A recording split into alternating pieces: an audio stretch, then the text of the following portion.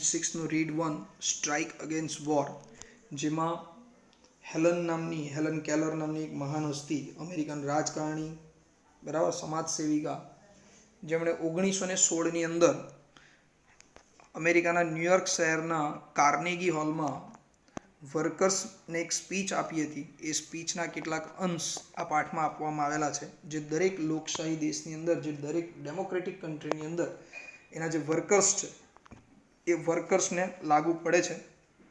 1916માં બોલેલા એના એ વાક્યો એ આજે પણ દરેક ડેમોક્રેટિક કન્ટ્રીને એ લાગુ પડે જ છે.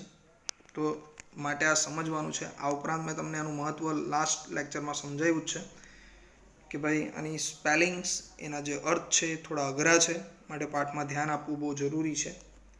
બરાબર છે ફ્રેન્ડ્સ? તો હવે એના વાક્યોને સમજતા જઈએ.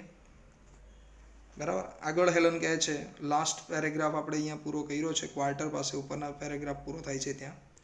આગળ જોઈએ. All the machineries of the system has been set in motion.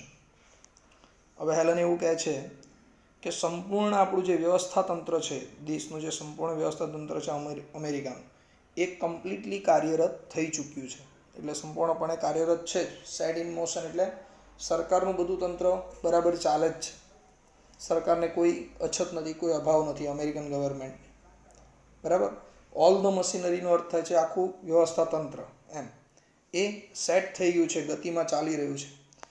Above the complaint and dean of the protest from the workers is hard the voice of authority. બરાબર. અહીંયા કેટલાક શબ્દો આપેલા છે, જેમ એક વર્ડ છે એનો આ ડીન શબ્દ આપેલો છે, ડીન, બરાબર, જેનો અર્થ થાય છે ઘોંઘાટ. બરાબર, ઘોંઘાટ સિમિલર વર્ડ છે એનો નોઇઝ. બરાબર.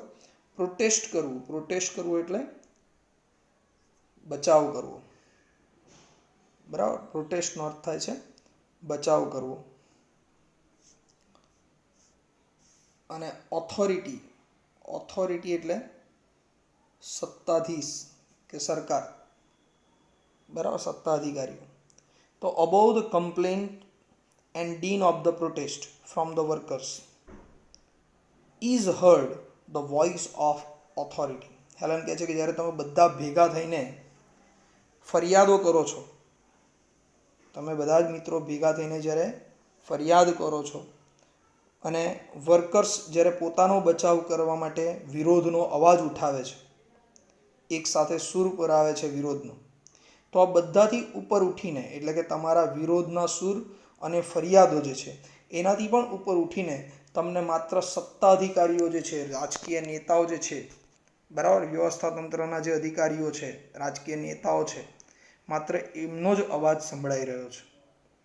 બરાબર. તમારા જે બાંધવ મિત્રો છે, તમારા જેવું જ કામ કરનારા લોકો છે, એ જ્યારે હડતાલ પર ઉતરે છે, પોતાના હકનું માગે છે, તો તમને એમના અવાજ નથી સંભળાતા, પણ એની જગ્યાએ તમારા રાજકીય નેતાઓના અવાજ સંભળાય છે. અને શું કહે છે તમારા રાજકીય નેતાઓ એ હવે હેલન જણાવે છે. તો હવે તમે ધ્યાનથી જોજો, ઇન્વર્ટેડ કોમામાં અહીંયાથી શરૂ થાય છે, ફેલોથી લઈને એ આખો પેરેગ્રાફ તમારો પૂરો થશે ત્યારે ઇન્વર્ટેડ કોમા પૂરું થશે. અને આ બધા જ વાક્યો હેલનના નથી. બોલે હેલન છે, પણ એ હેલનના વિચાર નથી. આ બધા જ વાક્યો કોણ બોલે છે? તો કે અમેરિકન રાજકીય નેતાઓ, રાજકારણીઓ, એ ત્યાંની પ્રજાને આવા વાક્યો કહીને એને ભરમાવે છે, એને ભોળવી રહ્યા છે. બરાબર. તો માટે હેલન એ વર્કર્સને સમજાવવા માટે આ કહી રહી છે કે તમારા રાજકીય નેતાઓ તમને શું કહીને સંબોધન કરે છે? ફ્રેન્ડ્સ. બરાબર. હું તમને હમણાં એક શબ્દ કહીશ ને એટલે તમને એ કંઈક યાદ આવશે ભારત દેશનું. તમારા જે ઉપરી અધિકારીઓ છે, જે રાજકીય નેતાઓ છે, તમને મિત્રો કહીને સંબોધન કરે છે. આપણા દેશની અંદર પણ આપણને ખબર જ છે કે આપણા રાજકીય નેતાઓ આપણને શું કહીને સંબોધે? મિત્રો. તમને અવાજ ઉપરથી પણ ખ્યાલ આવી જ ગયો હશે. બરાબર. તો ફ્રેન્ડ્સ ઇટ સેઝ, એ લોકો તમને મિત્રો કહીને સંબોધન કરે છે. ફેલો વર્કમેન એટલે સાથે કામ કરનારા લોકો, મારા સહકર્મચારી મિત્રો. તમને પોતાની સાથે, એ લોકો પણ જાણે તમારી સાથે કામ કરતા હોય ને એમ તમને સહકર્મચારી કહેશે, સાથી કર્મચારી કહેશે. પેટ્રિયોટ્સ શું કહીને સંબોધન કરશે? દેશભક્ત. તમે તો દેશભક્ત છો. હવે આપણને કોઈ સામે ભલે આપણે દેશભક્તિ માટે કંઈ ન કરતા હોઈએ, પણ તમને કોઈ આવીને એમ કહી દે કે યાર તમે ખરેખર દેશભક્ત માણસ છો, બરાબર, તમે આટલું પણ કરી રહ્યા છો દેશ માટે, તો દેશભક્તિના નામનો જુસ્સો આપણામાં આવી જાય. બરાબર. તો આપણા રાજકીય નેતાઓ આપણને દેશભક્ત કહીને જ્યારે સંબોધન કરે છે તો આપણે બધું ભૂલી જઈએ છીએ, આપણી જે અસુવિધાઓ છે, ફરિયાદો છે, એ બધું ભૂલી જઈએ છીએ. બરાબર. અને દેશ માટે મરવા પણ તૈયાર થઈ જઈએ છીએ. તો એ તમને દેશભક્ત કહીને સંબોધન કરે છે. Your country is in danger. અને એની સાથે ઊંચા અવાજે શું કહેશે? બરાબર. મિત્રો, સાથી કર્મચારી મિત્રો, દેશભક્તો, આવા બધા ઊંચા તમને વિશેષણો આપશે. અને સાથે એવું કહેશે કે આજે આપણો દેશ એ ખતરામાં છે. બરાબર. ત્યારે તમે તમારી સુવિધાઓની વાત નહીં કરો, તમારા પગાર વધારાની વાત નહીં કરો, તમારા રાજકીય નેતાઓ તમને એવું કહેશે. પણ જ્યારે દેશ ખતરામાં છે ત્યારે તમે એ દેશને બચાવવા માટે તમે આગળ આવો, સેનાનો ભાગ બનો.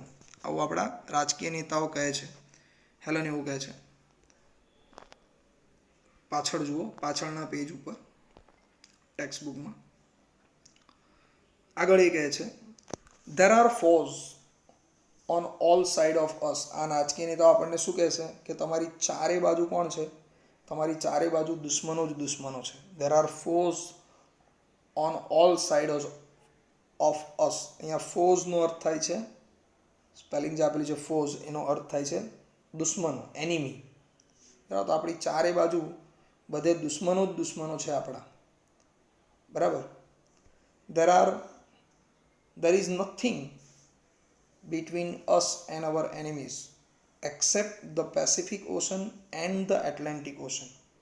આ ઉપરાંત હેલન શું કહે છે કે તમારી અને તમારા જે દુશ્મનો છે, આપણા અને આપણા દુશ્મનોની વચ્ચે માત્ર પેસિફિક મહાસાગર અને એટલાન્ટિક મહાસાગર સિવાય બીજું કંઈ જ નથી.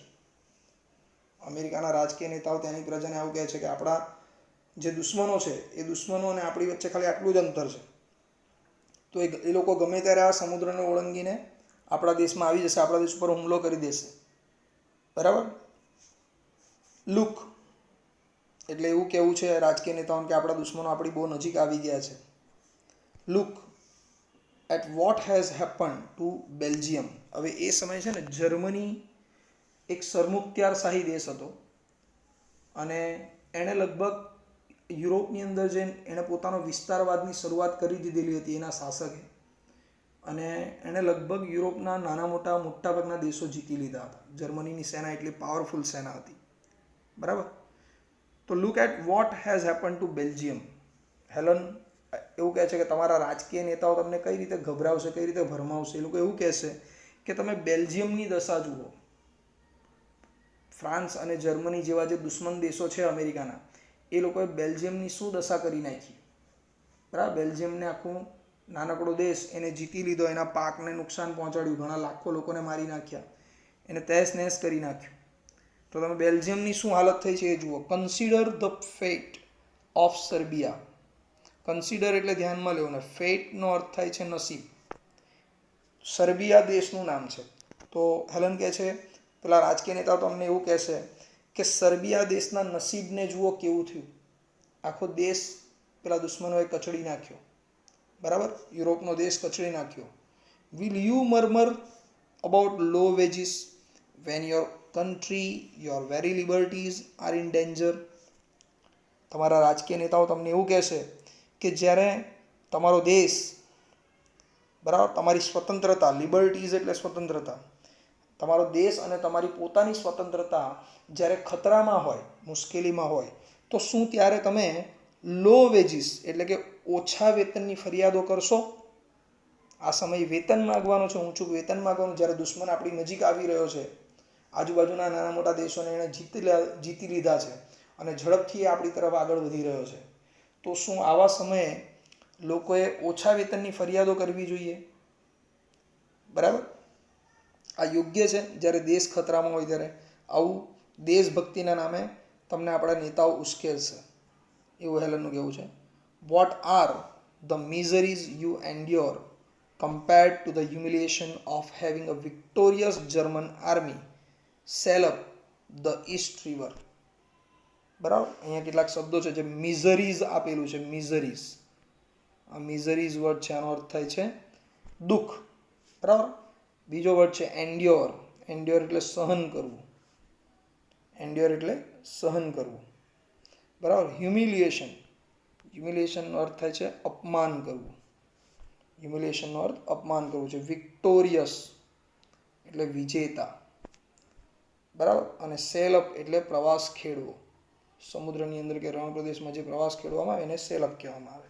તો હવે તમારું સેન્ટન્સ છે, what are the miseries you endure compared to the humiliation of having a victorious German army sail up the East River. હવે હેલન એવું કહે છે કે તમે જ્યારે આવી બધી ફરિયાદો કરો છો મિત્રો, બરાબર, ઊંચા પગાર વેતનની માગ કરો છો, જ્યારે દુશ્મનો તમારી નજીક આવી રહ્યા છે, બરાબર, આપણો દેશ ખતરામાં છે, બરાબર, અને આવા સમયે જ્યારે દુશ્મન એ ઈસ્ટ નદીને પાર કરીને, ઈસ્ટ રિવરને પાર કરીને પેલી ખૂબ જ શક્તિશાળીને વિજેતા એવી જર્મન સેના, જર્મન લશ્કર જ્યારે આપણા દેશની અંદર પ્રવેશશે અને તમારું માનહાનિ કરવાની સાથે તમારું નુકસાન પણ કરશે, તમારું અપમાન કરશે, તમારા ઊભા પાકને કચડી નાખશે, તમારી સ્ત્રીઓનું અપમાન કરશે, તમારા બાળકોને મારી નાખશે, તમને મારી નાખશે, બરાબર. તો જ્યારે તમારી એ માનહાનિ કરશે તો આ જે ત્રાસ છે જે સહન કરશો તમે એને કોની સાથે સરખાવો છો? એમ કે પગાર વેતન સાથે એને સરખાવો છો, બરાબર. Quit your ગ્રમ્બલિંગ. એ નેતાઓ તમને કહેશે કે જ્યારે આવી પરિસ્થિતિ હોય ને ત્યારે તમારી ખોટી બડબડાટ બંધ કરી દો. એટલે પગાર વેતન, અસુવિધાઓ, બરાબર, ફેસિલિટીઝ માંગવાનું બંધ કરી દો જ્યારે દુશ્મન નજીક આવી રહ્યો છે. Get busy and prepare to defend your fire sides and your flag. Fire side, બરાબર, ફાયર સાઇડનો અર્થ થાય છે તમારું ઘર, બરાબર. ફાયર સાઇડનો અર્થ થાય છે તમારું ઘર, એટલે તમારો દેશ, એમ તમારી ભૂમિ એવું પણ કહી શકાય ફાયર સાઇડનો અર્થ. તો હવે હેલન એવું કહે છે કે તમારા રાજકીય નેતા શું કહે છે તમને? Quit your grumbling. તમારી જે ફરિયાદો તમે કરો છો, બરાબર, એ ફરિયાદોને તમે બંધ કરી દો, બરાબર. ગ્રમ્બલિંગ એટલે બબડાટ કરવું. તમારો બડબડાટ, આ નથી મળતું ને પેલું નથી મળતું ને પેલી સુવિધા નથી મળતી, આવી બડબડાટ બંધ કરી દો તમે, બરાબર. ગેટ બિઝી, તૈયાર થઈ જાઓ, બરાબર, કાર્યરત થઈ જાઓ. And prepare to defend your fire sites. અને તમે તમારું જે ફાયર સાઇટ છે, બરાબર, એ fire site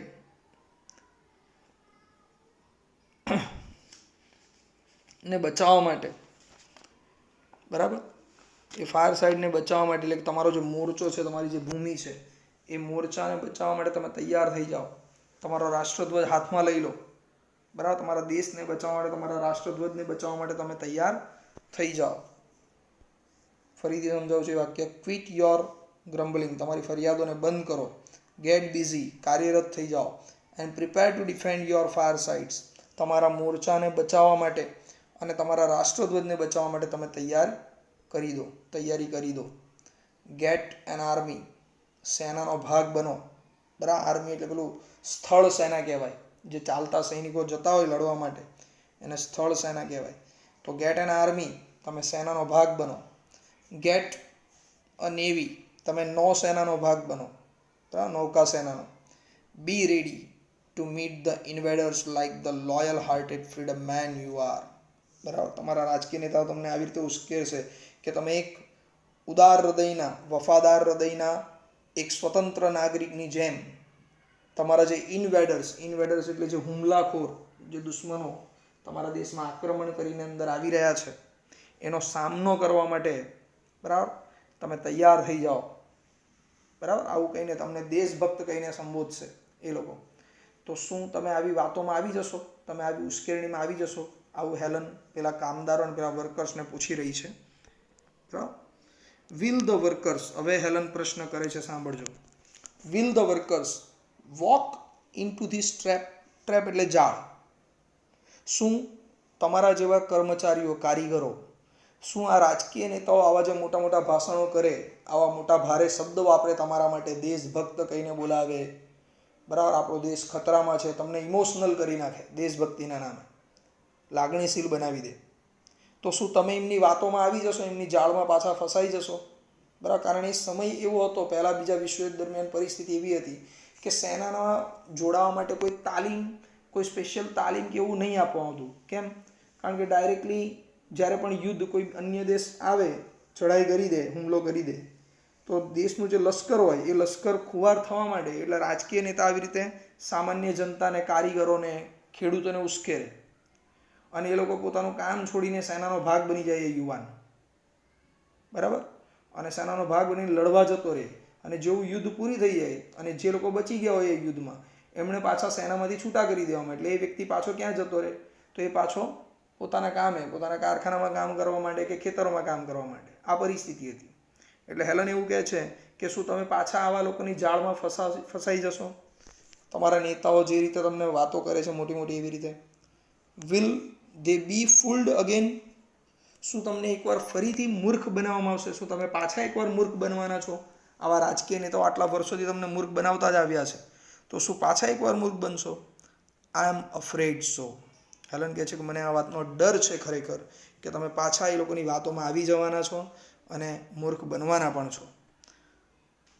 the people have always been amenable to oratory of this sort. બરાબર, તમને એક વર્ડ આપેલો છે, બરાબર, કયો શબ્દ છે? એમેનેબલ. તો હેલન એવું કહે છે કે મોટાભાગના જે લોકશાહી દેશો છે એ લોકશાહી દેશોના આવા જે સંવેદનશીલ લોકો હોય, બરાબર, આવા સંવેદનશીલ લોકો શું કરે છે? તો આવી વાતોમાં આવી જાય છે. કઈ વાતોમાં આવી જાય છે? આવા ભાષણોમાં આવી જાય છે. ઓરેટરી એટલે ભાષણ, સ્પીચ. તો એ લોકો આવી સ્પીચ કે આવા ભાષણોમાં એ લોકો આવી જાય છે, વાતોમાં આવી જાય છે. મોટા મોટા ભાષણો નેતાઓ કરતા હોય એવા. The workers no they have no enemies except their masters. Helen કહે છે કે કામદારો, તમે જાણો જ છો, બરાબર, કારીગર મિત્રો, તમે જાણો જ છો કે તમારો સૌથી મોટો દુશ્મન કોણ છે? તમારા માલિક સિવાય બીજું કોઈ નથી. બરાબર, તમારા સૌથી મોટા દુશ્મન તમારા માલિકો જ છે. બરાબર. They know that their citizenship papers are no warrant for the safety of their wives and children. બરાબર, તમે જાણો જ છો, તેઓ જાણે જ છે કે એમનું જે સિટીઝનશીપ પેપર છે, બરાબર, જેમ ભારત દેશની અંદર એક સિટીઝનશીપ પેપર આપવામાં આવ્યો છે, નાગરિકત્વ માટેનો એક દસ્તાવેજ છે, બરાબર, એ દેશના તમે નાગરિક છો એવું સાબિત કરવા માટેનો એક દસ્તાવેજ છે. જેમ આપણા દેશની અંદર આધાર કાર્ડ છે, એ સિટીઝનશીપ પેપર કહેવાય. બરાબર, તો હેલન કહે છે કે તમારું જે નાગરિકત્વ માટેનું જે કાગળ છે, જે પેપર છે, શું એ પેપર તમને એવી કોઈ વોરંટી આપે છે, એવી કોઈ વોરંટ એટલે ખાતરી આપે છે કે તમને તમારા બાળકોને કે તમારી પત્નીઓને એ સલામતી આપશે? બરાબર. દે નો ધેટ, તેઓ જાણે છે. Honest sweat, persistent toil and years of struggle bring them nothing worth fighting for. બરાબર, અહીંયા થોડાક શબ્દો છે. સ્વેટ એટલે પરસેવો, persistent, બરાબર ફ્રેન્ડ્સ, persistentનો અર્થ થાય છે સતત રાખવું, અવિરત. ટોઇલ એટલે હાર્ડવર્ક, સખત મહેનત. તો તેઓ જાણે છે કે એમણે પ્રમાણિકતાથી જે પરસેવો પાડેલો છે, કોણે અહીંયા ધ્યેય કોના માટે વાપરેલું છે? કારીગરો માટે, બરાબર, કામદારો માટે. તો હેલન કહે છે કે તેઓ જાણે છે કે એમણે જે પ્રમાણિકતાપૂર્વક જે પરસેવો પાડેલો છે, બરાબર, સતત કઠોર પરિશ્રમ કરેલો છે. પરસિસ્ટન્ટ ટોઇલ એટલે કઠોર પરિશ્રમ, સખત મહેનત, સતત કઠોર પરિશ્રમ તમે કરેલો છે, બરાબર, અને એની સાથે સાથે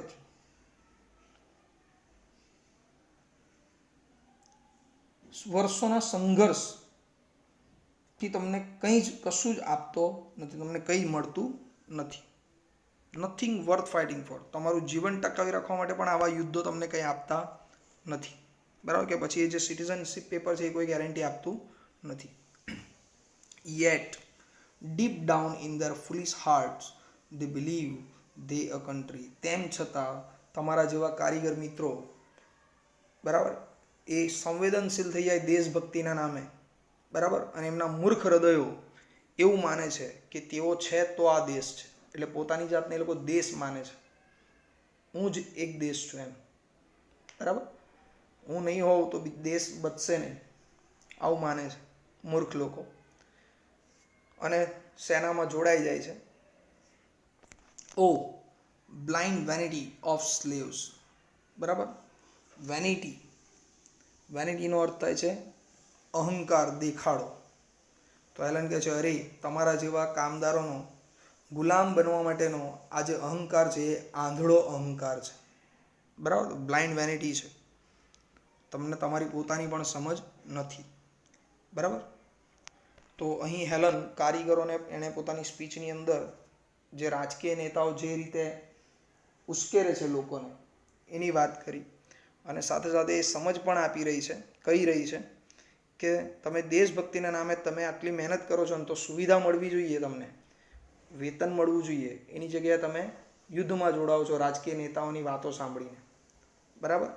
તો પહેલાં તમે સુવિધા માગો તમારી જે સરકાર કે તમારા જે અર્થતંત્ર કે તમારા જે માલિક છે એની પાસે. ઓકે ફ્રેન્ડ્સ, બાકીનું લેસન નેક્સ્ટ વિડીયોમાં જોઈશું. ઓકે.